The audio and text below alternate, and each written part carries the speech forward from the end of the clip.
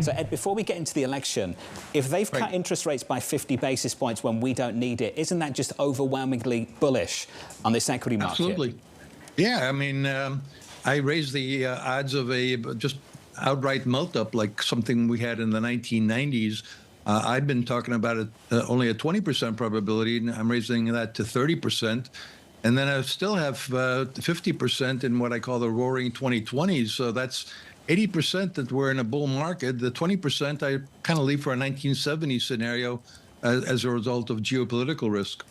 So are you saying that that 20% is going up in terms of the potential for inflation to roar back as a result of the Fed's move?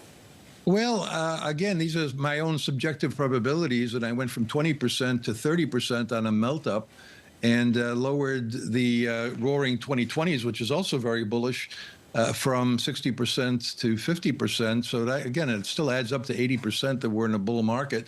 I think by cutting rates by 50 basis points and by indicating that they want to do more, at least in some of the recent comments, they're risking overheating a warm economy. The economy is doing quite well. We've seen initial unemployment claims coming right back down.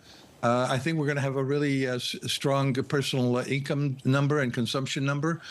So I think real GDP is going to be, again, probably 3% in the third quarter, following the same kind of number in the second quarter. So if they overheat the economy and create a bubble in the stock market, yeah, they're creating some issues. But as you got me in my quote, I'm concerned that they're just completely ignoring what's right ahead of us here, which is a presidential election, and either candidate's policies are likely to be inflationary and bloating the deficit again.